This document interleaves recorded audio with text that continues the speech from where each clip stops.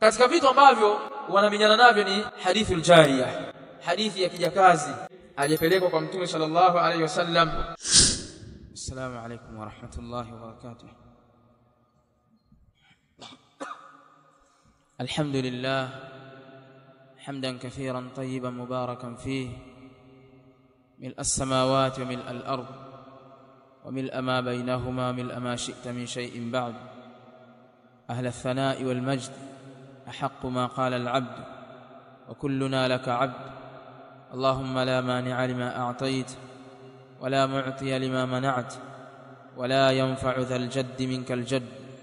سبحانك اللهم لا علم لنا إلا ما علمتنا إنك أنت العليم الحكيم. اللهم أعنا ولا تعن علينا وانصرنا ولا تنصر علينا وامكر لنا ولا تمكر علينا. اللهم ثبت حجتنا واجب دعوتنا واغسل حوبتنا يا رب العالمين. والصلاة والسلام على أشرف الأنبياء وإمام المرسلين نبينا محمد وعلى آله وصحبه أجمعين والتابعين لهم بإحسان إلى يوم الدين وسلم تسليما كثيرا. أما بعد. Ndugu zangu Waislamu, kama tulivyoeleza katika mhadhara wetu wa jana, tu katika majibu ya kumjibu Sheikh Yusuf Diwani, Allah muongoze na tuongoze sote, tukaeleza kwamba malengo ya rudud katika dini ya Uislamu sio ugomvi binafsi kama wanavyodhania baadhi ya awamu wasiopenda dini yao, wasiojishughulisha na kuisoma dini yao. Wakisikia habari za rudud, wao hukimbilia kwamba Waislamu kuhusudiana tu, Waislamu umbea tu, mashekhe wanaumbea kwa sababu wenzao kashatoboa, basi wao wamuhusudu tu. Na kuna baadhi ya mashekhe wamewadhanisha hivyo wafuasi wao kwamba rududi hizi ni umbea na uhasidi na kutopenda maendeleo ya watu. Sisi hatugombanii dunia ya shekhe, sisi tunalingania watu warejee kwa Allah jalla wa ala na warudi akhira. Siku moja nitoa mfano hapa wa mambo ya kidunia, mambo ya kilimwengu. Leo wewe ukiwa una pesa unataka kwenda kununua dhahabu, athaenda mgodini unaenda kununua dhahabu, ukakutana na mtu ambaye anauza, muuzaji, akataka kukupiga wewe kama amesaga chupa, akwambia dhahabu hii, kwa sababu wewe hujui, ukataka kununua, una milioni 100 yako. Akatokea mtu pembeni akakwambia bana, huyu anakupiga huyu, usinunue hiyo dhahabu, sio dhahabu hayo, nini, ni chupa tu. Nikauliza, je, huyo mtu utamshukuru yule aliyekuepusha kununua hizo chupa kwa sababu si dhahabu ukapoteza pesa zako, au utamuona yule ambaye amekuzuilia kununua ni mbea tu, azuia riziki za watu? Jawabu mnalo nyinyi. Yani ikiwa wamuona yule ambaye auza dhahabu zile chupa kwamba ameonewa tu, huyu kazi yake kuzuia riziki za watu tu, mbea tu, afununua tuone, uweze kununua.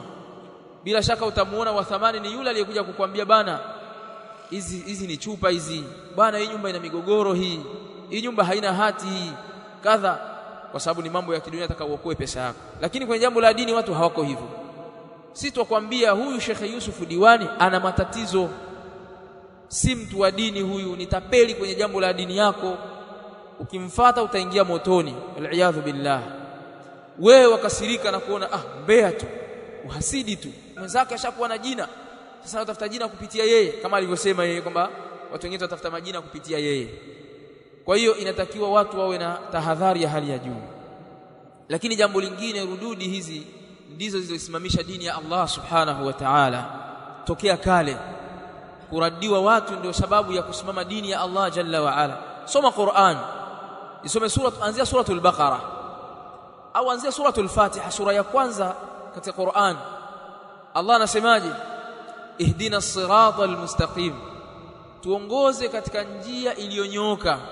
Siratal ladhina an'amta alayhim, njia ya wale ambao umewaneemesha juu yao. Ghairil maghdubi alayhim waladdallin. Hapa kuna rad dhidi ya Mayahudi na Manasara, siwe njia ya wale ambao wamekasirikiwa juu yao na wale waliopotezwa. Almaghdubu alayhim manhum alyahud. Kwa sababu gani? Liannahum ta'allamu alilma wa lam ya'malu bi'ilmihim, kwa sababu wao walijifunza ilmu lakini hawakuifanyia kazi ilmu yao. Faghadiba Allahu alayhim. Wadhallun hum an-nasara liannahum amilu bighairi ilm. Manasara wao wamekuwa ni wapotevu kwa sababu wamefanya amal pasi na ilmu. Allah akawarad na kusema sisi tumuombe yeye asitujalie katika waliopotea na wale waliokasirikiwa juu yao.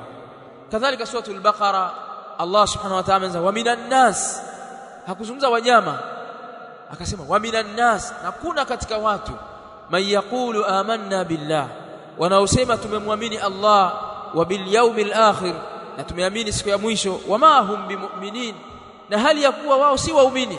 Yukhadi'una Allah walladhina amanu. Hizo ni rudud anawafanyia wanafiki namna ya maisha yao wanayoishi.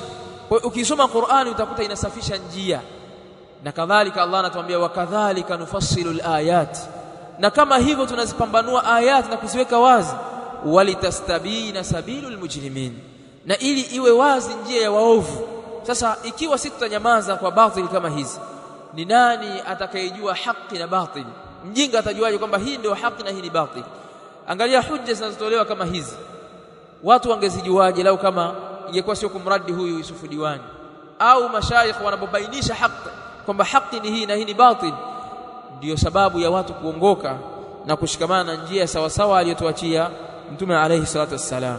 Kwa hiyo sisi hatujali watu wanaokasirika kwamba kazi yao kuwasema watu tu, tunataka tuwaseme wadudu, na Qur'ani imewasema watu bana umbea tu, au wanaosiwa na comment kwenye komenti zao wakatukana wakazungumza maneno machafu. Sisi hatuwajali, sababu kuna watu wengine wafuta bangi, kavuta bangi huko kaja kachoka nyumbani, anafikiria la kuandika tukana mawahabi, miji katoliki tumikafiri, hii mijitu ya motoni, Mungu wao si kadha na kadha. Hao sisi hatuwajali. Au mtu kanywa pombe zake, wala si mtu wa dini kama, lakini kwa sababu ya ushabiki tu sisi hatuwazingatia watu kama hao. Tunajua kwamba biidhnillah kuna mtu mmoja au wawili wataongoka kupitia rududi kama hizi na kujua sifa za Allah subhanahu wa ta'ala na kutotatizika. Akisikia mtu azungumza jua yule ndio yule mushabbiha, yule ndio yule muattila, yule ndio yule mumathila, ushawajua. Kwa sababu gani? Kwa sababu ya rududi. Na katika rududi kuna ilmu kubwa na inapanua akili, kwa sababu ya kusema watu wa batil na njia yao lazima ibainishwe. Sasa miongoni mwa watu wa batil ni Yusufu Diwani, Allah muongoze na tuongoze sote. Bwana Yusufu Diwani ana madai mengi, tulieleza jana, lakini tukaeleza ahlus sunnati wal jamaa wana msimamo gani tokea zamani. Tukaeleza kwamba maswahaba hawakuwa na mzozo katika jambo tunalomenyana nalo sisi. Wao hawakuwa na mzozo na jambo hili, kwa sababu walielewa, walizipitisha ayati kama zilivyokuja, basi na ta'wil wala tafwidh kama anavyodai yeye, pamoja na kwamba yeye hajui maana ya tafwidh ni nini. Wao walizipitisha ayati kama zilivyokuja. Walipoambiwa lahu yadani, Allah ana mikono miwili, waliacha hivyo hivyo kwamba Allah ana mikono miwili. Kuzifanyia sasa ta'wil ni kusema lakini mikono miwili hapa ni quwwa, kama tulivyoona jana, nguvu. Sitasema hapana, lau kama ingekuwa hivyo na tafsiri yake iko hivyo, la sabaquna ilaihi as-salaf, basi tafsiri yao ingetangulia kwayo salafu salih. Muda wa kuwa wao hawakutafsiri, wakabakisha kwamba al-yad, na Waarabu wanaelewa Kiarabu, na hatukuona sehemu yote walimuuliza Mtume ya Rasulullah, ma maana al-yadain, ni nini maana ya mikono hii miwili? Hawakuuliza hivyo masahaba wa Mtume sallallahu alaihi wasallam. Ma maana al-wajh, ni nini maana ya wajhi? Yani Allah anaposema ana uso, nini maana yake? Hebu tutafsirie. Wao walibaki hivyo hivyo kwamba Allah ana wajhi, ana uso, lakini kitu ambacho hawakifanya wao, hawakusema ana uso kama wetu au uso wake basi uko kama hivi. Wao walibaki katika maandiko kama yalivyoelekeza kwamba Allah ana uso, wakajua kwamba uso wake Allah unalingana na utukufu wake Allah. Mikono yake Allah jalla wa ala taliqu bi jalalihi, istiwa yake Allah kuwa juu kwake Allah jalla wa ala juu ya arshi kunalingana na utukufu wake. Sisi kazi yetu ni kufanyaje?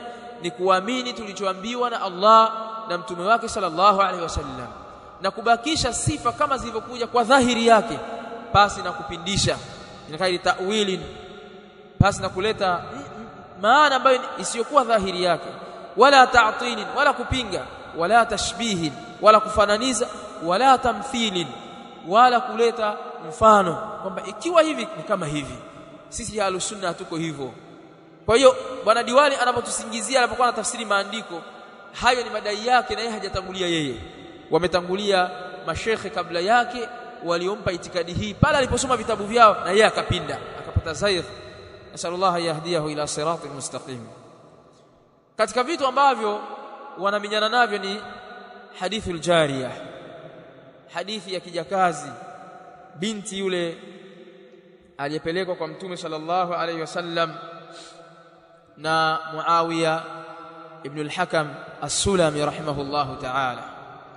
Kisa hiki ni kirefu, lakini katika kisa hicho Muawiya ibn al-Hakam as-Sulami rahimahullahu ta'ala alimwambia Mtume sallallahu alayhi wasallam kwamba ya Rasulullah, ewe mjumbe wa Allah, kanat li jariya tar'a ghanaman li qibala Uhud wal Jawaniyah, mimi nilikuwa na kijakazi mmoja, yani mtumwa wangu mmoja ambaye ananichungia wanyama wangu, yani mbuzi na kondoo, upande wa Uhud huko na Jawaniyah. Asma fattalatu dhata yawmin fa idha dhibu qad dhahaba bishatin min ghanamiha, siku moja nikachomozea ghafla mbwa mwitu ameondoka na mnyama mmoja katika wanyama wake, katika wale mbuzi na kondoo.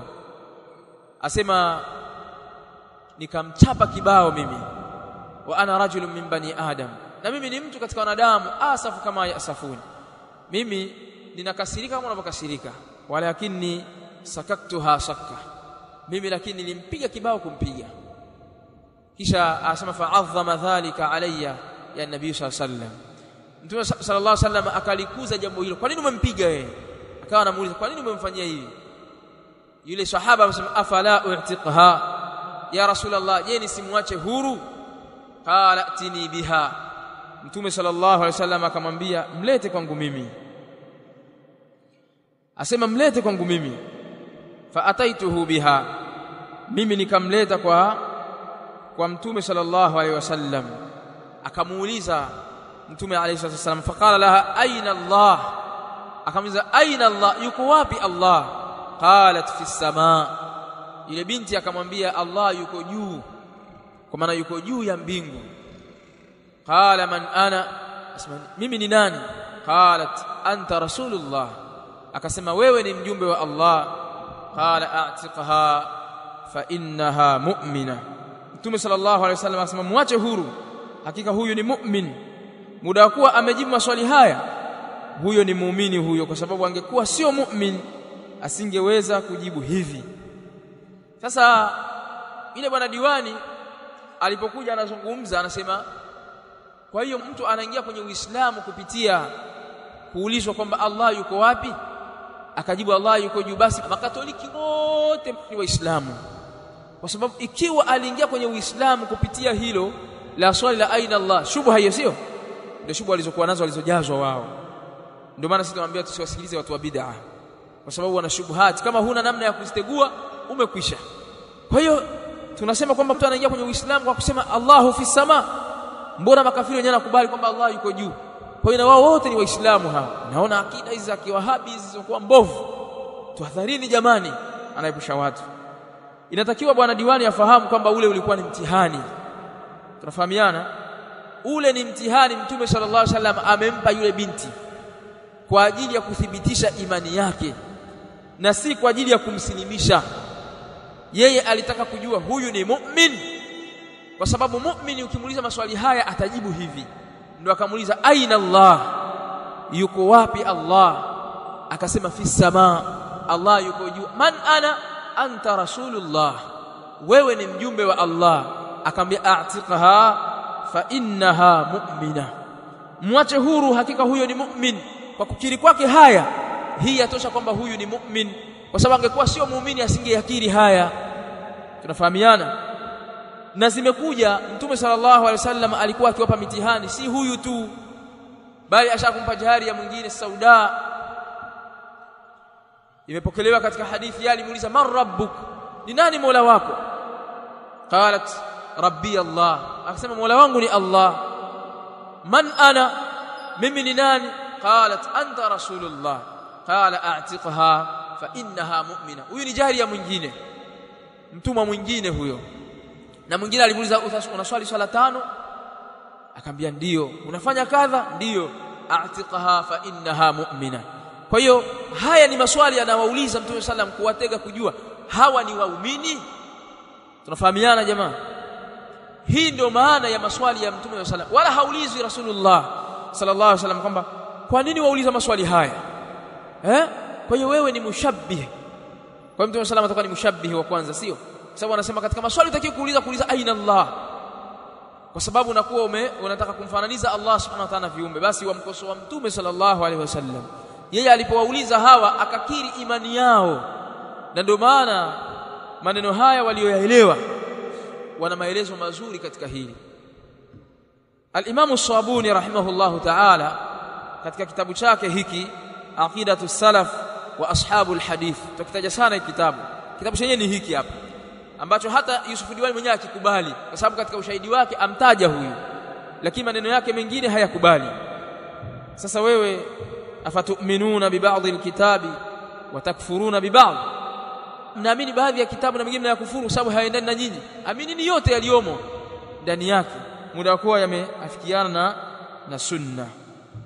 Anasema wa imamuna Abu Abdullah, na imamu wetu Abu Abdullah Muhammad ibn Idris Ash-Shafi'i radiyallahu anhu, ambaye ni Muhammad ibn Idris Ash-Shafi'i rahimahullah ta'ala, ihtajja fi kitabihi al-Mabsut, ametolea hoja katika kitabu chake kinaitwa al-Mabsut fi mas'alati i'taqi ar-raqabati al-mu'minati fi al-kaffara, katika mas'ala ya kumwacha huru mtumwa mu'min katika kafara. Kwa nini amesema hivi? Kuna watu wanadai kwamba yafaa kutoa kafara kwa mtumwa hata kama sio mu'min, yani hata kama ni kafira, hata kama ni binti wa kikafiri, mtumwa wa kikafiri, yafaa kumwacha huru kwa kafara. Imam Shafi hilo analikataa, anasema ni sharti aliyetolewa kafara awe ni nani? Awe ni Muislamu mu'min. Kisha sema wa anna ghayra almu'mina, na kwamba asiyekuwa mu'min la yasihu at-takfiru biha, haisihi kumtoa kafara yeye, ikawa kafara umeitoa kwa kumtoa yeye, haitofaa. Tunafahamiana kwamba haitofaa kutoa kafara kwa asiyekuwa mu'min. Yani mfano wewe umefanya kosa linahitajia kafara, kafara yako ni kumwacha mtumwa huru. Huruhusiwi kumtoa mtumwa huru kwa sababu ya dhambi lako lile akawa ni kafiri mtumwa huyo, inatakiwa awe nani? Awe mu'min. Ndio maana ya maneno ya al-Imam Shafi'i rahimahullah ta'ala, asema bi khabari Muawiyah ibn al-Hakam, kwa sababu ya habari ya Muawiyah ibn al-Hakam as-Sulami rahimahullah ta'ala, wa annahu arada an ya'tiqa al-jariyata as-sauda likaffara, na kwamba yeye alitaka kumwacha huru jaria, kijakazi mweusi, kwa ajili ya kafara. Wasala Rasulullah sallallahu alaihi wasallam an i'taqihi iyaha, na Muawiyah ibn al-Hakam akamuuliza Mtume sallallahu alaihi wasallam juu ya kumwacha huru mtumwa huyo kwa sababu ya kafara hiyo aliyokuwa nayo. Famtahanaha Rasulullah sallallahu alaihi wasallam, Mtume sallallahu alaihi wasallam akampa mtihani. Ule ulikuwa ni mtihani, ndio maana nikaeleza maelezo ya mwanzo kama umeelewa kwamba alimpa mtihani Mtume sallallahu alaihi wasallam yule aljariya, akampa mtihani. Faqala sallallahu alaihi wasallam man ana, akamuuliza Mtume sallallahu alaihi wasallam ni nani mimi? Fa asharat ilayhi wa ila as-samaa, akamwashiria Mtume sallallahu alaihi wasallam, yeye akashiria kwa Mtume sallallahu alaihi wasallam na akashiria juu, yani annaka rasulullah, anakusudia kwamba wewe ni mjumbe wa Allah, alladhi fi as-samaa, Allah ambaye yuko juu. Faqala a'tiqha fa innaha mu'mina, akamwambia mwache huru, hakika huyo ni mu'min. Fahakama, anaendelea al-Imam As-Sabuni akieleza maneno ya Imam Shafi'i rahimahullah ta'ala, fahakama Rasulullah sallallahu alaihi wasallam biislamiha wa imaniha, akahukumu Mtume sallallahu alaihi wasallam kwa Uislamu wake na imani yake. Lamma aqarrat, wakati alipokiri binti huyo, bi anna rabbaha fi as-samaa, ya kwamba Mola wake yuko juu ya mbingu. Wa arafat rabbaha bi sifati al-uluwi wal fawqiyyah, na akajua yule binti akamjua Mola wake kwa sifa ya ujuu na fawqiyya. Fawqiyya na ulu ni kitu kimoja. Wa inma, kisha anaendelea Imam As-Sabuni rahimahullah ta'ala, وإنما احتج الشافعي رحمة الله تعالى عليه على المخالفين في قولهم بجواز اعتاق الرقبة الكافرة في الكفارة بهذا الخبر. na hakika hapana vingine ametolea hoja Imam Shafi'i rahimahullahu ta'ala juu ya watu wenye kukhalifu katika kauli yao ya kujuzisha kumwacha mtumwa, kwa kujuzisha wale wanaojuzisha kumwacha mtumwa huru aliyekafiri katika kafara kwa habari hii. Kwa maana Imam Shafi'i rahimahullahu ta'ala ametolea hoja dhidi ya wale ambao wanajuzisha kwamba yafaa kumwacha mtumwa kafiri katika kafara. Yeye anasema hapana, jambo halipo hilo. Asema li'tiqadihi, kwa sababu ya itikadi yake Imam Shafi'i, anna Allah subhanahu fawqa khalqihi, kwamba Allah subhanahu wa ta'ala yuko juu ya viumbe wake, wa fawqa sab'i samawatihi ala arshihi, na kwamba Allah subhanahu wa ta'ala yuko juu ya mbingu zake saba juu ya arshi yake. Kama huwa mu'taqadul muslimina, kama ilivyokuwa ndio itikadi ya waislamu ahli sunnati wal jamaa, ambao ni ahli sunnati wal jamaa. Mawahabi unaowaita wewe mawahabi ndio wana itikadi kama hii ya Imam Shafi'i rahimahullahu ta'ala, wana itikadi hii ya Imam Swabuni rahimahullahu ta'ala. Asema salafihim wa khalafihim, watangulizi wao na waliokuja baada yao waliochelewa. Idh kana rahimahullahu ta'ala, kwa sababu alikuwa rahimahullahu ta'ala, yani Imam Shafi'i la yarwi khabaran sahiha, hapokei habari iliyo sahihi, la yaqulu bihi, ambayo haitakidi yeye. Hawezi kupokea hadithi hii isipokuwa alikuwa anaitakidi kwamba ni sahihi na anakubali lile ambalo linakusudiwa katika hadithi hii. Hali maneno ya nani? Al-Imam Swabuni akielezea maneno ya Imam Shafi'i rahimahullahu ta'ala na istinbat aliyoifanya katika masala ya kafara, kwamba Mtume sallallahu alaihi wasallam alikiri Uislamu na imani ya yule binti kwa sababu ya kukiri binti yule kwamba Allahu fi samaa wa anta rasulullah. Yule nani? Al-Imam Shafi'i rahimahullahu ta'ala. Ndio maana tukakwambia Yusuf Diwani, ukiwaleta wengine waliokhalifu itikadi hii, hata kama mahma kana vyovyote wawavyo, hawawezi kukubaliwa. Tutawatukuza kwamba ni maulama wetu katika Ahlus-Sunnah wal Jamaa, lakini katika hilo waliteleza, kwa sababu katika sisi sote tunateleza. Sisi kullu minna yusibu wa yukhti, kila katika sisi anapatia na kufanyaje na kukosea. Na wengine walipata iltibas kwa sababu mazingira walioishi, wakakaa na wanazuoni waliopinda, kama al-Imam Abu al-Hasan al-Ash'ari rahimahullahu ta'ala alipata zallat, kapita katika marahili nyingi mbalimbali katika itikadi yake, lakini mwisho akaja kuangukia katika itikadi ya wanaoitwa mawahabi leo, yani Ahlus Sunnah wal Jamaa. Tunafahamiana? Haya ndio maelezo kuhusu Imam Shafi'i rahimahullahu ta'ala anavyosema katika hadithi hii. Kwa hiyo asiwaletee nani bwana Diwani shubuhati za kwamba sasa hapa angalia kuna sehemu alimuuliza huyu jaria atashahadina an la ilaha illa Allah. Kwanza hizo ni visa tofauti, hilo la kwanza. Jambo la pili, huyu aliulizwa hivi na huyu kaulizwa hivi. Ulikuwa ni mtihani kwao kuulizwa, je, wewe unakiri unasemaje kuhusu Allah jalla wala? Aina Allah, na aina huwa inaulizwa kuhusu makani, sehemu.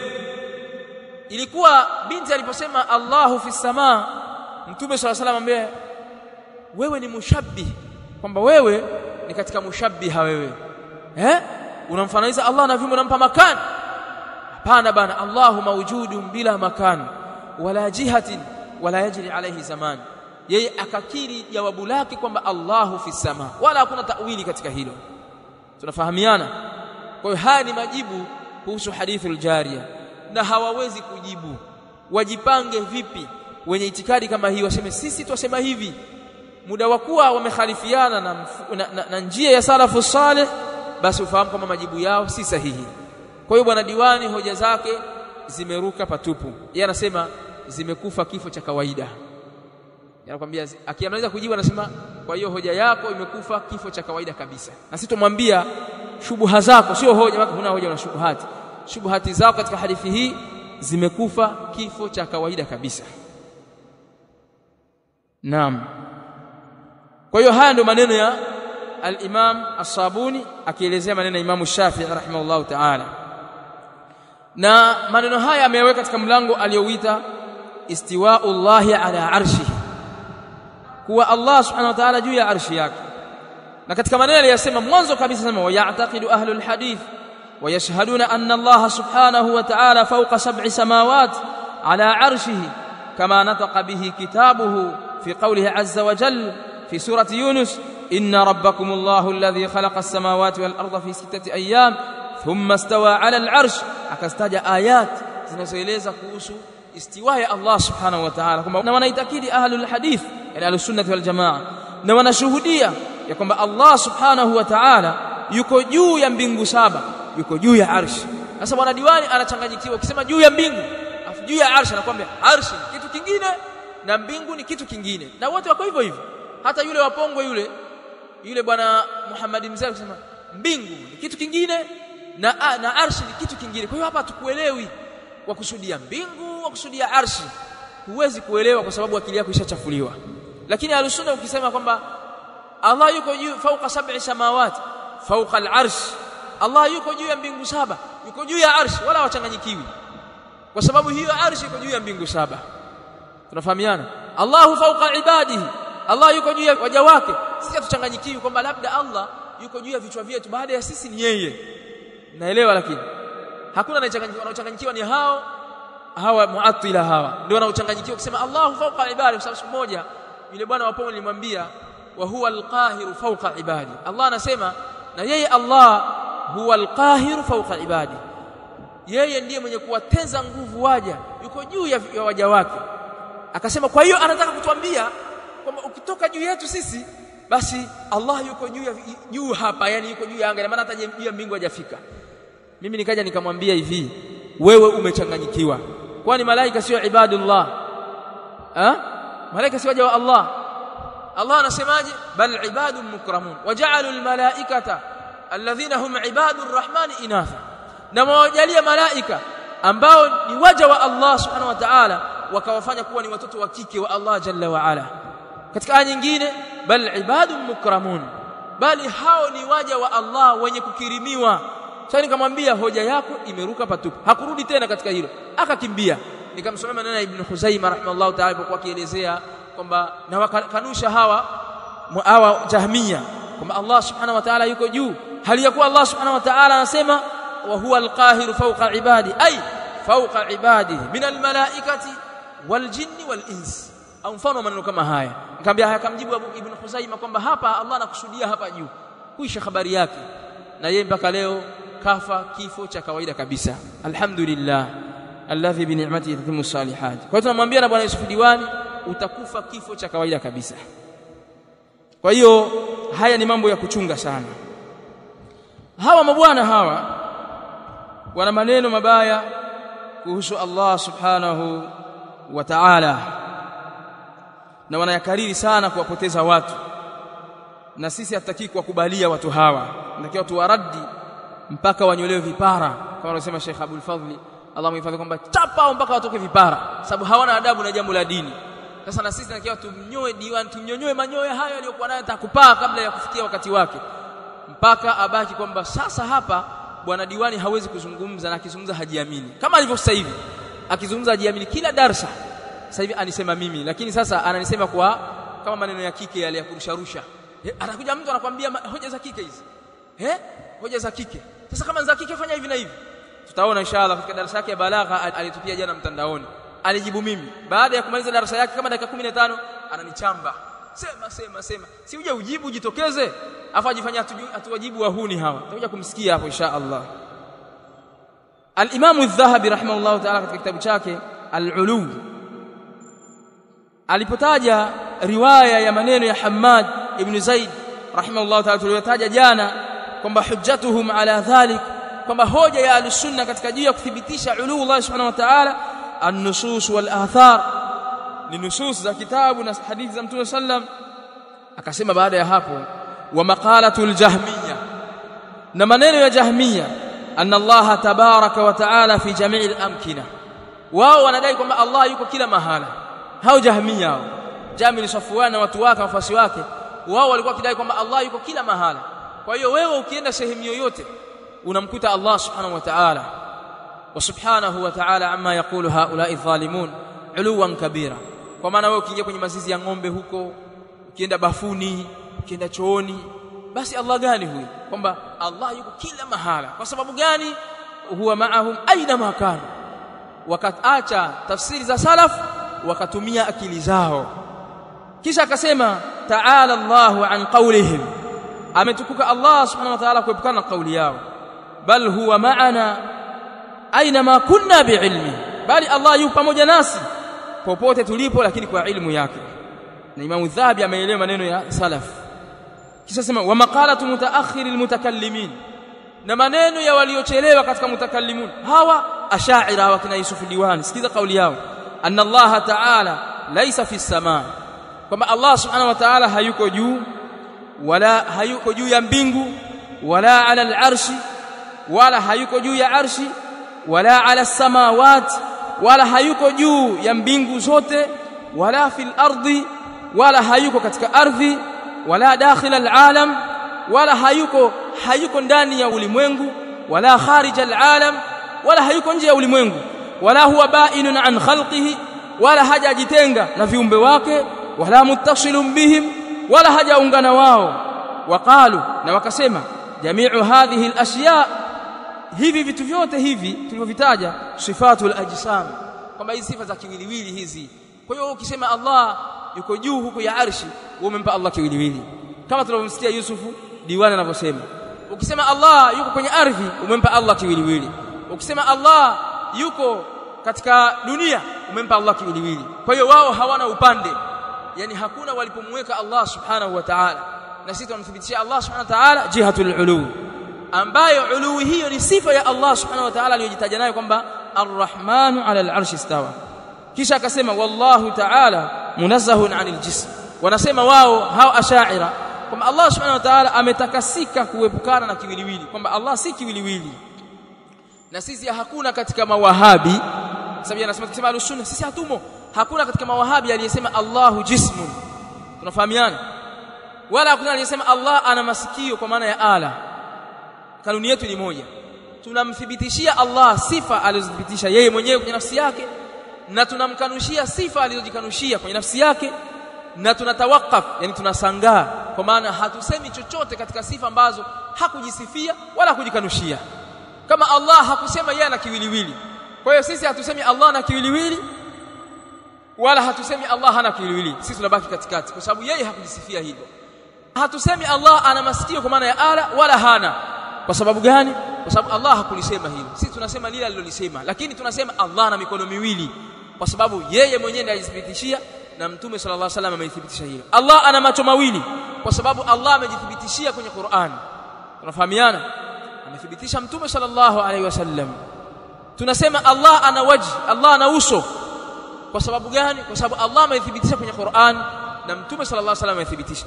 Hiyo ndio akida ya sawa sawa iliyosalimika kutokana na itikadi mbovu za kina Yusuf Diwani. Kisha sema qala lahum ahlus sunna, wakasema ahlus sunna kuwaambia wao, kama tunavyomwambia Yusuf Diwani, nahnu la nakhudhu fi dhalik, sisi hatuingilii katika hili kwanza kuzama ndani, wa naqulu ma dhakarnahu ittiba'an linnusus, na tunayasema bwana Yusuf Diwani haya tuliyoyataja haya kwa ajili ya kufuata nusus. Wa in za'amtum, hata kama mtadai kwamba mawahabi hawa mujassima hata kama mtadai hivyo, sisi tunasema yale aliyosema Allah subhanahu wa ta'ala, wala naqulu biqaulikum, wala sisi hatusemi maneno yenu mnayosema. Fa inna hadhihi as-suluba, kwa sababu sifa hizi za mapungufu hizi ambazo nyinyi mnampa Allah subhanahu wa ta'ala kwamba hayuko hivyo, kwamba Allah hayuko hapa, hizi sifa za mapungufu hizi, nu'utul ma'dum, ni sifa za kitu ambacho hakipo. Tunafahamiana? Yani wewe ukisema Allahu mawjudun bila makan, Allah yupo pasi na mahala, kwa maana wewe unasifia kitu ambacho hakipo. Ikiwa Allah hana mahala, basi yuko wapi? Kwa maana kwamba mnakisifia kitu ambacho hakipo. Ta'ala Allahu jalla jalaluhu 'anil adam, ametukuka Allah subhanahu wa ta'ala kuepukana na kutokuwepo, kwamba Allah yupo. Bal huwa mawjudun, bali Allah subhanahu wa ta'ala yupo, mutamayyizun an khalqihi, amejipambanua kuepukana viumbe wake. Maana Allah subhanahu wa ta'ala ni ba'inun min khalqihi, amejitenga na viumbe wake. Mausufun bima wasafa bihi nafsuhu, anasifiwa Allah subhanahu wa ta'ala kwa vile alivyojisifia yeye mwenyewe katika nafsi yake. min annahu fawqa al-arsh bila kaif, kwamba yeye Allah yuko juu ya arsh basi na namna tuijuayo sisi. Ametaja maneno haya Imam Adh-Dhahabi katika al-Ulum. Kwa hiyo mabwana wakubwa wale wanamwabudu Allah asiyekuwepo. Tunafahamiana? Sasa ikiwa haya ndiyo maneno ya ulama wetu al-kibar waliotangulia huko wanasema hivi, sisi na Yusufu Diwani na mfano wake wenye itikadi chafu na mbovu kama zile ni kina nani? Firauni. Ni sisi ni wao? Wao ndio mafirauna. Ikiwa twafaa kuwaita mafirauna, ikiwa itikadi hii ndio ya salaf na itikadi ya bwana Yusufu Diwani anayotukana nayo sio ya salaf, ni kina nani? Makatoliki. Bali afadhali hao makatoliki, kwa sababu makatoliki wao wanasema Allah yuko juu. Kimuuliza kafir, Mola wako yuko wapi? Anakuambia yuko wapi? Yuko juu. Kwa sababu gani? Kwa sababu yeye yuko katika maumbile. Ingaja hapa atakuja kusema unaona sasa itikadi yao ya makafiri yale ni maumbile, hawezi hao makafiri pia hawezi kuyabadilisha. Ndivyo Allah alivyowaumba, ndio maumbile ya mwanadamu, kwamba anakiri kwamba Allah yuko juu. Siku ile ya khutba ya Ijumaa ya kwanza niliwaambia, nendeni mkawaulize watoto wenu wa miaka 7, 6, 5 kwamba Allah yuko wapi. Waulize. Hapa tuna mtoto mdogo hapa, tungemuuliza kwamba Allah yuko wapi, atakwambia Allah yuko juu. Kila mtoto atakayemuuliza muda wa kuwa hajamsikiliza Yusufu Diwani wala mfano wake, atakwambia Allah yuko wapi? Allah yuko juu. Hayo ndio maumbile yaliyosalimika. Lakini mabwana wakubwa hawa wanakuja kuyachafua maumbile yale, kuyatoa katika asli, kuyapeleka katika uovu na uozo na uchafu wa itikadi waliokuwa nayo hawa mabwana, na sisi hatakiwi kuwakubalia watu hawa.